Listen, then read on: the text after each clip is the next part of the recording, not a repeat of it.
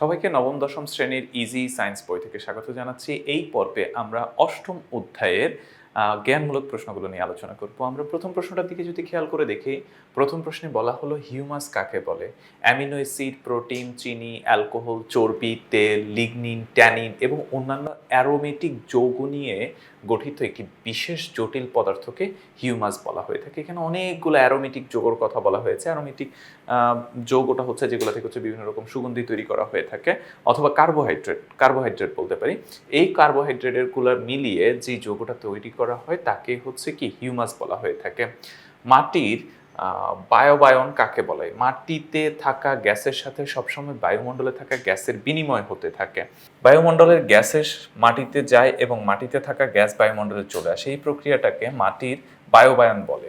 অর্থাৎ মাটির গ্যাস বাতাসের গ্যাস মাটিতে যাওয়ার যে বিনিময় প্রক্রিয়া, এটাকে বায়োবায়ন বলা হয়। হরাইজন এ কাকে বলে বা টপ সয়েল কি? মাটির 4টি সমান্তরাল স্তরের মধ্যে সবার উপরের স্তরকে হরাইজন এ বা টপ সয়েল বলা হয়। ইংরেজি দেখেই বুঝতে পারতেছি, টপ সয়েল মানে মাটিকে 4টা ভাগে ভাগ করা হলে প্রথম যে ভাগটা বা উপরে যে ভাগটা, সেটাকে আমরা টপ সয়েল বা হরাইজন এ বলতে পারি। মাটি কাকে বলে? নানা রকম জৈব আর অজৈব রাসায়নিক পদার্থের মিশ্রণকে মাটি বলা হয়ে থাকে। দিকবলয় বা হরাইজন কাকে বলে? মাটির 4টি সমান্তরাল স্তরের প্রতিটি স্তরকে দিকবলয় বা হরাইজন বলা হয়ে থাকে।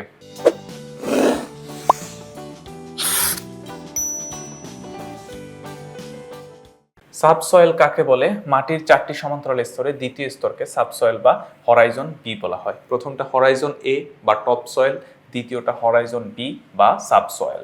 পলি কি? পলিমাটি হলো নদী বা জলাধার দ্বারা বাহিত সূক্ষ্ম খনিজ কণা দ্বারা গঠিত এক ধরনের অত্যন্ত উর্বর মাটি।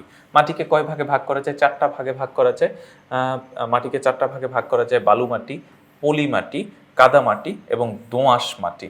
আলু এবং গম কত পিএইচে সর্বোচ্চ উৎপাদন হয়? পিএইচ হচ্ছে 5 থেকে 6 হলে সর্বোচ্চ উৎপাদন হয়ে থাকে।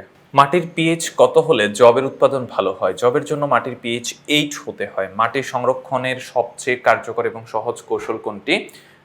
সবচেয়ে সহজ এবং নির্ভরযোগ্য যে কৌশল, সেটা হচ্ছে গাছ লাগানো। তারপরে ট্যালক কি? কাঠিন্য অনুযায়ী সবচেয়ে নরম খনিজ হলো ট্যালক।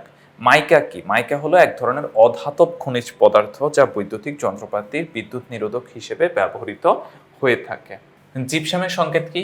জিপসাম হচ্ছে ক্যালসিয়াম সালফেট আর হচ্ছে 2 অণু পানি। ক্যালসিয়াম সালফেট আর 2 অণু পানিকে হচ্ছে জিপসাম বলা হয়ে থাকে।